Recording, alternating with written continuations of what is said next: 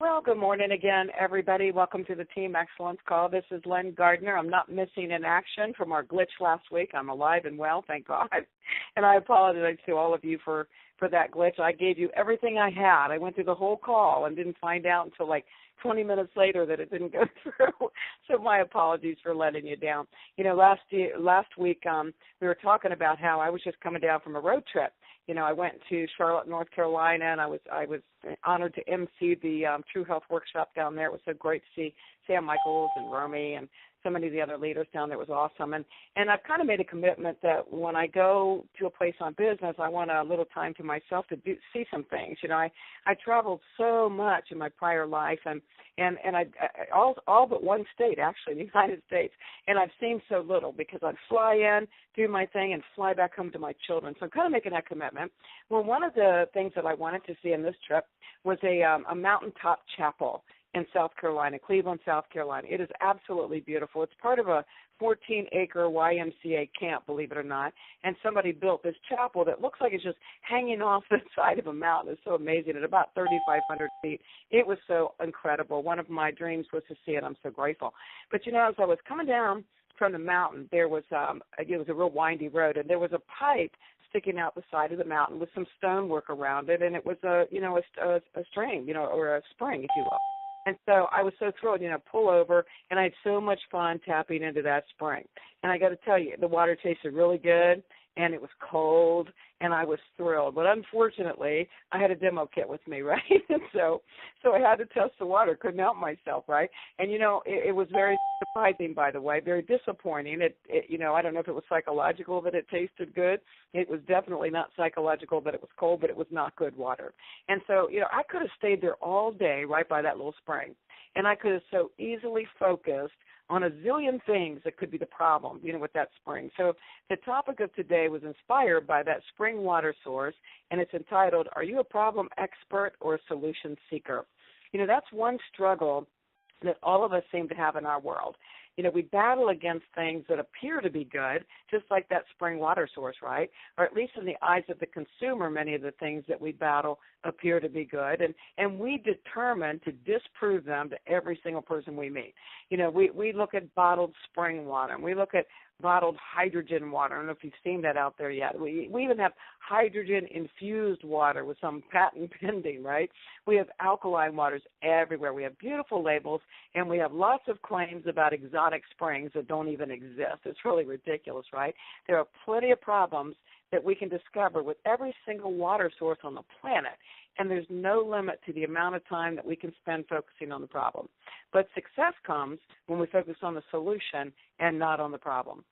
Imagine if in a relationship, for instance, if we have a problem, and all we do is laser focus on that problem and continue to digest that problem, but we never come up with a solution. You're headed for disaster if that happens, right? The same thing with our children. We all hit bumps in the road with our children. What if all we did was laser focus on the problem and wouldn't shut up about the problem, but we never had a solution? We're going to have another train wreck. Same thing with our finances. It's not enough to focus on the fact that you don't have enough money. You've got to come up with a solution to get more money, right? So it really applies in any area of life. If our focus is more on the problem than on the solution. But it's when we focus on the problem that we run around like chickens with our heads cut off. I mean, where's the end to what we can learn, right? And we're not really getting anywhere. We're just learning more stuff. We become an expert on the problem. But success comes when we focus on the solution instead. There are ways to improve upon our skills, and certainly we do need to be known as an expert in our field as we're out there, right? But becoming an expert in our field doesn't mean that we become obsessed with the problems or that we focus on everybody else's field instead of our own. Do we want to be an expert on the problems, or do we want to be a solution seeker?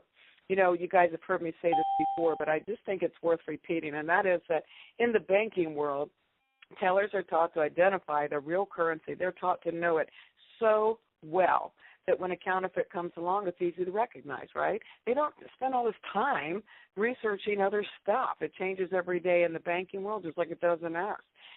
That's the way it is with my faith too, by the way. I focus so much time on my beliefs and what I know to be truth, the foundation of my faith, that when a counterfeit comes along, I don't need to spend any time on it. I recognize it immediately. But most of us are spending too much time and way too much energy focusing on the science or the problems in the world that we're in. And before you know it, we are absolutely experts in those things that, frankly, aren't about a magic at all.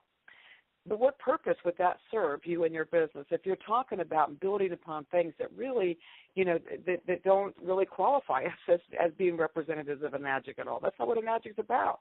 To become an expert on everything and everyone else is just, really spinning our wheels in directions because people need solutions. They don't need all that science. Selling isn't shoving something down somebody's throat. At least it shouldn't be. We've talked about that. Selling is finding a need and filling it, identifying the challenge and offering a solution. So why are we so determined to learn science and, frankly, things that very few people you will ever meet want to know or even need to know? If you were to embark on the ownership of a franchise, and okay, I'm going to throw McDonald's under the bus again, but if we were to embark on a McDonald's franchise, for instance, you're going to be trained in every conceivable part of that business, from the cash register to the uniforms to how you clean the place, every single aspect of that franchise.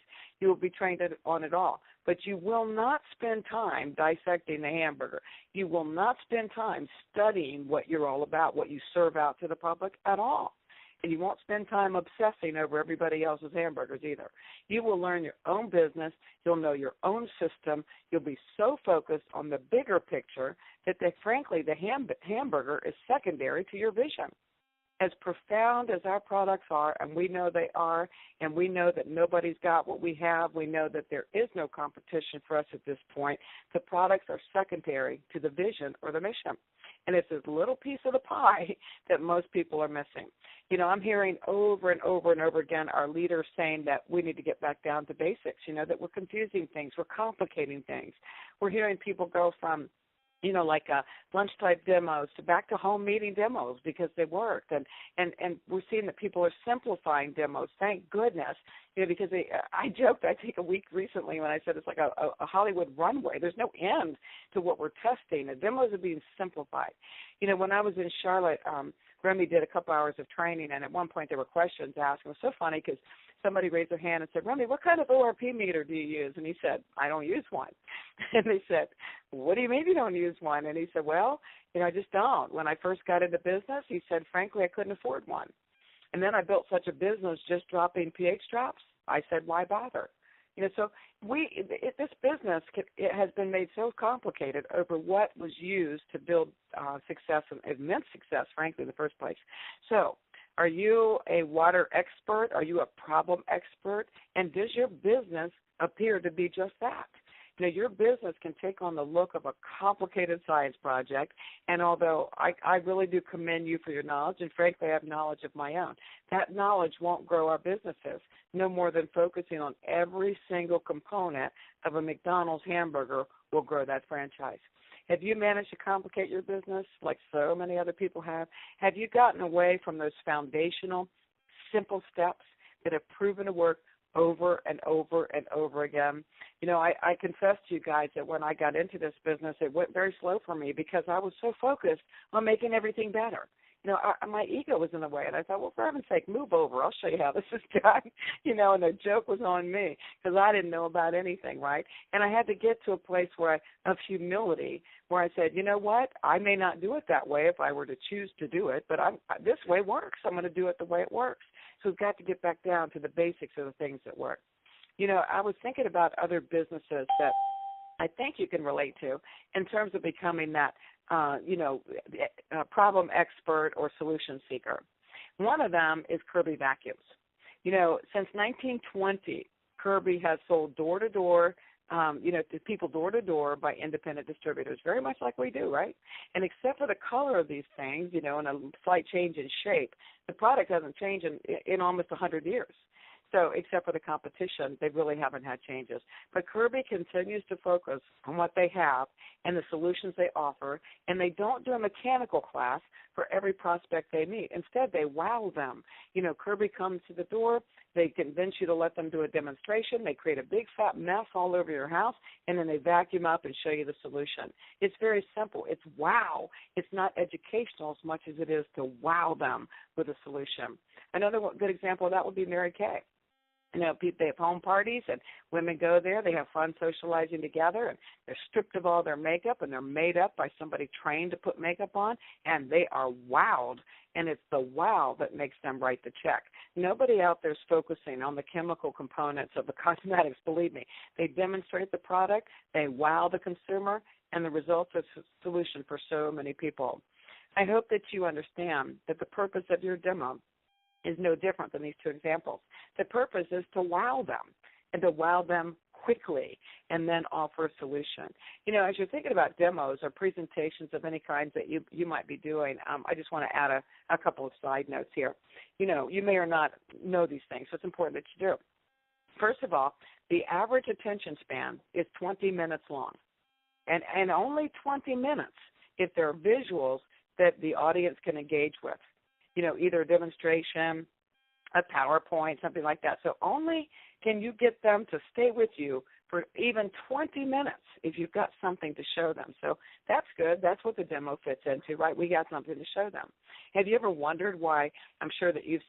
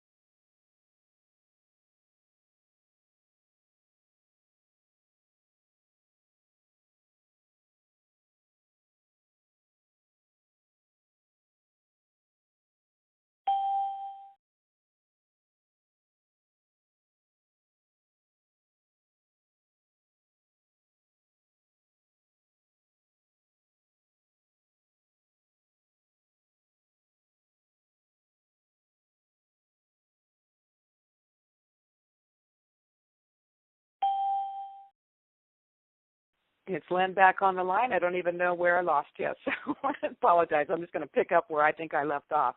But anyway, we're talking about demos and the importance of holding the attention of the audience. And, the average attention span is only 20 minutes long, and it's only 20 minutes long if the visuals if there are visuals, in other words. So a demonstration fits well into that. There are visuals, right? It's not a demo. We have PowerPoints. You got 20 minutes to hold their attention, and that's the reason we see things like TED Talks up to 18 minutes long only. And then if you got a well-trained speaker, and as somebody that's experienced at doing these things, and they can learn how to segment a presentation. So it might be, in our world, a demo that doesn't take any longer than 20 minutes, and then it flips over to a visual presentation of some other kind. If they're well-trained and know what they're doing, they can keep the attention for about 45 minutes. But, that's presuming that they know how to structure the presentation and capture the attendees for longer than 20 minutes. So I want you to think about that, because it's not the whole goal of the demo is to wow them. Any topic that you have should never be more than 3 points and really needs to be inside of that 45 minutes, and that's only if you can switch it up and change it up to keep their attention. So keep those things in mind as you're considering your demo, and plan accordingly. Make it your mission to wow them, not educate them. Education is easy to walk away from.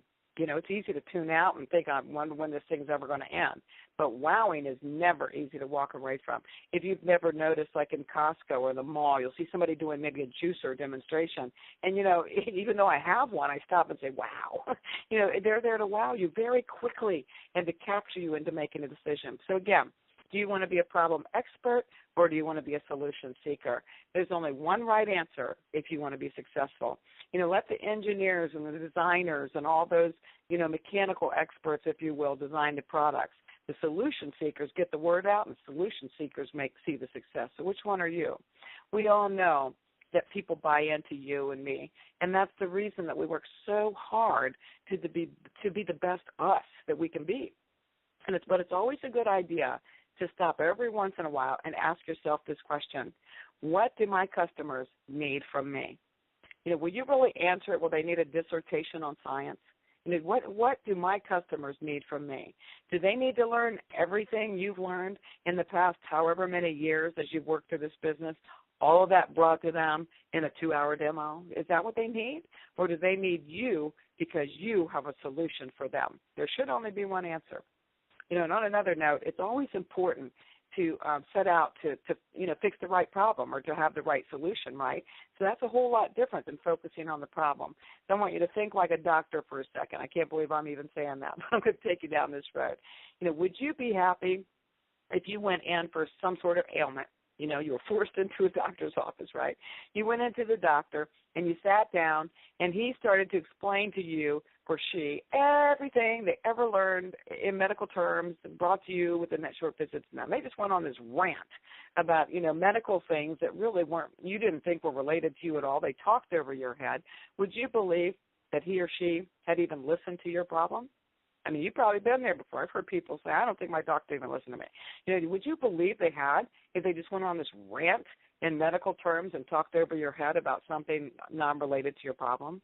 What if he or she gave you a prescription for stomach medicine instead of one for your heart condition? Would you be happy with that? You know what? It's not a whole lot different in our business. In business, we often focus on the problem as we see it, and consequently, we miss what problem we can actually fix. We overlook the solution.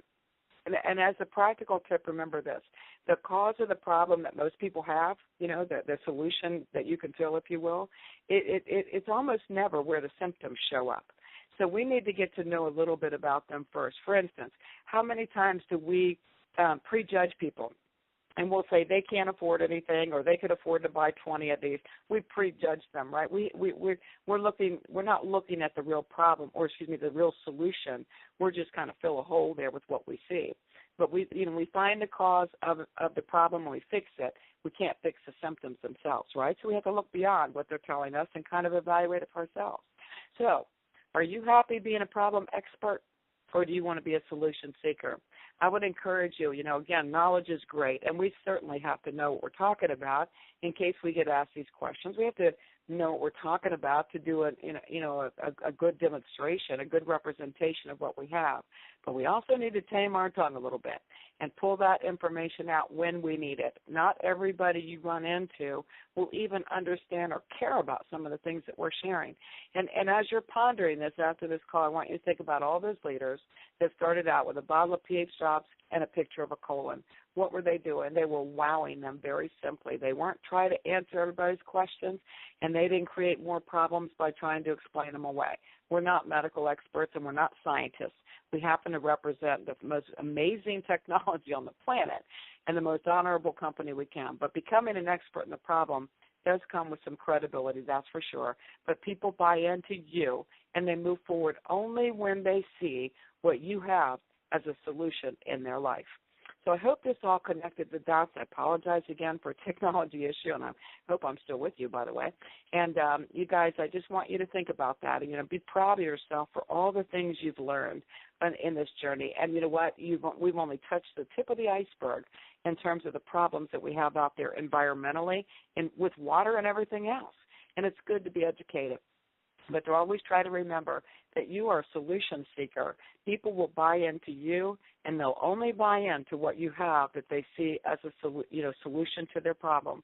So please stop trying to be a problem expert and focus yourself to be a solution seeker. So go out there and solve some problems. Come up with some solutions for people's problems today. Try to tame it a little bit so that you don't talk over and talk past the solution in life. It's been a pleasure being with you guys today. I'll see you at the top, and I'll see you next week. Take care. Bye-bye.